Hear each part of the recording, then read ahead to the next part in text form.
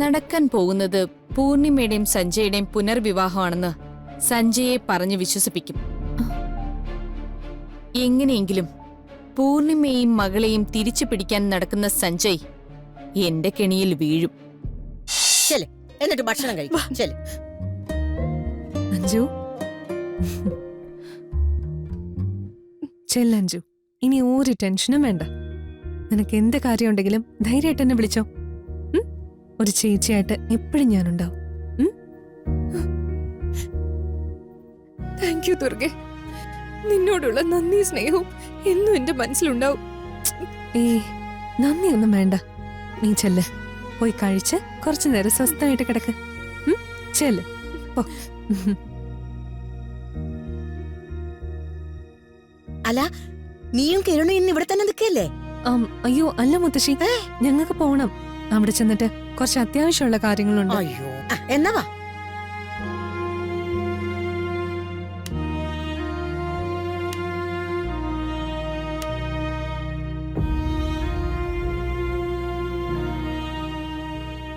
എന്തായാലും കൃത്യസമയത്ത് അറിഞ്ഞതുകൊണ്ട് നമുക്ക് ഇടപെടാൻ പറ്റി.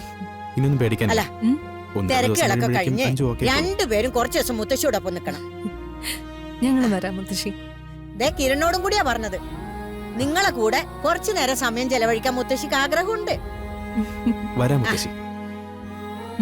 ഞങ്ങൾ ഇറങ്ങട്ടെ. എന്നാ പൊക്കോ. ഞങ്ങൾ ഇറങ്ങാം. കുട്ടേട്ടാ ശരി, പോയിട്ട് വാ. ശരി എന്നാ.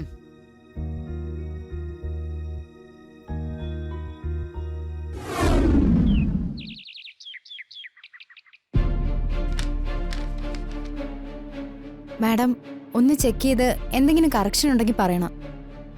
ഓക്കെ, നിങ്ങൾ പൊയ്ക്കോളൂ, ഞാൻ നോക്കിക്കോളാം.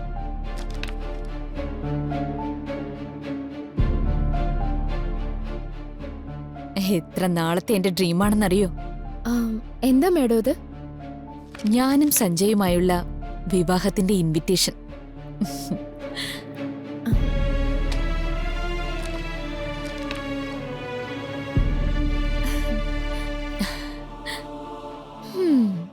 കൊള്ളാം. പക്ഷേ അയാൾ ഇതിന് സമ്മതിക്കുവോ? അയാളുടെ മനസ്സില് ഇപ്പോഴും പൂർണിമ ചേച്ചി തന്നെയാ. അതെനിക്കും അറിയാം. ഇത്രയും നാളും പല നുണകൾ പറഞ്ഞിട്ടാ ഞാൻ സഞ്ജയെ എന്റെ വരുതിയിൽ നിർത്തിയത്. ഇന്ദ്രപ്രസ്ഥത്തിൽ വന്ന് കല്യാണം അനൗൺസ് ചെയ്തതുപോലും പൂർണിമയും സഞ്ജയെയും ഒന്നിപ്പിക്കാനുള്ള ശ്രമമാണെന്ന് നുണ പറഞ്ഞിട്ടാ. പക്ഷേ അതുപോലെ അത്ര ഈസി ആയിട്ട് കല്യാണം നടത്താൻ പറ്റുമോ? നടത്തും. അതിനെന്താ വേണ്ടേന്ന് എനിക്കറിയാം. നടക്കാൻ പോകുന്നത് പൂർണിമയുടെയും സഞ്ജയുടെയും പുനർവിവാഹമാണെന്ന് സഞ്ജയെ പറഞ്ഞു വിശ്വസിപ്പിക്കും. എങ്ങനെയെങ്കിലും പൂർണിമയെയും മകളെയും തിരിച്ചു പിടിക്കാൻ നടക്കുന്ന സഞ്ജയ് എന്റെ കെണിയിൽ വീഴും. വീഴ്ത്തിയിരിക്കും. കൊള്ളാം മാഡം. മാഡം വിചാരിക്കുന്ന പോലെ തന്നെ എല്ലാം നടക്കും. സഞ്ജയ് എനിക്കുള്ളതാ. അതിനു വേണ്ടിയാ ഞാൻ ഇത്രയും നാളും കാത്തിരുന്നത്. ഇനി വിട്ടുകൊടുക്കില്ല.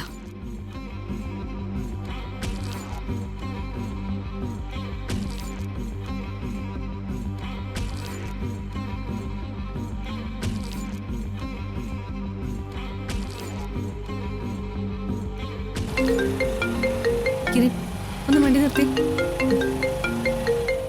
ജോർജ് സാറാ വിളിക്കുന്നത്. Hello sir. നിങ്ങൾ സീസ് ചെയ്ത ലാപ്ടോപ്പും മൊബൈലുകളും ഉപയോഗിച്ച് ആ ലോൺ ആപ്പിന്റെ ഗ്രൂപ്പിലുള്ള മുഴുവൻ പേരെയും കണ്ടെത്താൻ സാധിച്ചു.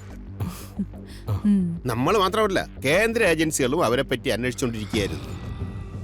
നമ്മൾ കൊടുത്ത വിവരം അനുസരിച്ച് ഇന്ത്യയുടെ പല ഭാഗത്തായി ഓപ്പറേഷൻ നടത്തുന്ന അവരുടെ ഗ്രൂപ്പിലുള്ള എല്ലാവരെയും ഒരേ സമയം റെയ്ഡ് ചെയ്ത് അറസ്റ്റ് ചെയ്തു. Great news sir. പക്ഷേ ഇതുകൊണ്ടൊന്നും അവസാനിക്കുന്നില്ല സർ. ഇനിയും ഇതുപോലുള്ള ഒരുപാട് വ്യാജ ആപ്പുകൾ പ്രവർത്തിക്കുന്നുണ്ട്. ജനങ്ങളെ ഇതിനെക്കുറിച്ച് ബോധവൽക്കരിക്കുകയാണ് വേണ്ടത്. അബദ്ധങ്ങളിൽ ചെന്ന് ചാടില്ലെന്ന് നമ്മൾ സ്വയം തീരുമാനം എടുക്കണം. വളരെ ശരിയാണ് ജഡി. എന്തായാലും ഈ ലോണാപ്പിൾക്കെതിരെ ഒരു ബോധവൽക്കരണ പരിപാടി നമുക്ക് പ്ലാൻ ചെയ്യാം.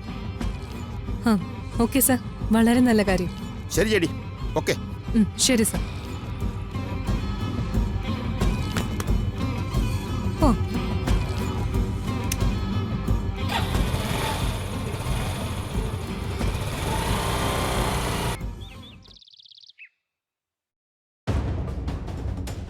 എല്ലാം അവസാനിച്ചെന്ന് കരുതിയെടുത്തുന്ന ദുർഗ കാരണം എനിക്കും എന്റെ മോക്കും ജീവിതം തിരിച്ചു കിട്ടിയത്.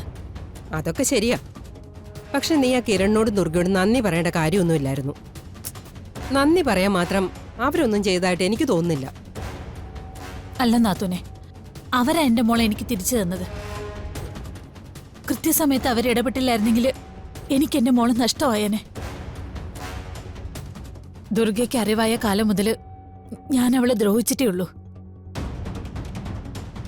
എന്നിട്ടും എന്നെ സഹായിക്കല്ലേ ദുർഗ ചെയ്തത്? അതിന് ദുർഗ എന്താ ചെയ്തേ? നമ്മുടെ പ്രാർത്ഥനയുടെ ഫലം കൊണ്ടാ അഞ്ജു രക്ഷപ്പെട്ടത്. അതെ, പക്ഷേ എന്റെ പ്രാർത്ഥന കേട്ട് ദേവസ്ഥാനത്താ ദുർഗ വന്നത്. അതുകൊണ്ടല്ലേ വലിയൊരു ആപത്ത് ഒഴിവായത്. അല്ലെങ്കിൽ എനിക്ക് എന്റെ കുഞ്ഞിനെ എന്നേക്ക് പറ്റി നഷ്ടപ്പെടില്ലായിരുന്നോ? ഞാൻ ജീവിച്ചത് മുഴുവൻ അവക്ക് വേണ്ടിട്ടാ നാത്തൂനെ. ഇനി ജീവിക്കുന്നതും അവക്ക് വേണ്ടി തന്നെയാ. അതുകൊണ്ട് തന്നെ കിരണും ദുർഗയും എനിക്കിപ്പോ ഈശ്വരന്റെ സ്ഥാനത്താ. അവരോട് ചെയ്ത തെറ്റുകൾക്കെല്ലാം മനസ്സുകൊണ്ട് മാപ്പ് പറയാൻ ഞാൻ. ഇനി ഒരിക്കലും അവർക്കെതിരായിട്ട് ഒന്നും ചെയ്യില്ല ഞാൻ.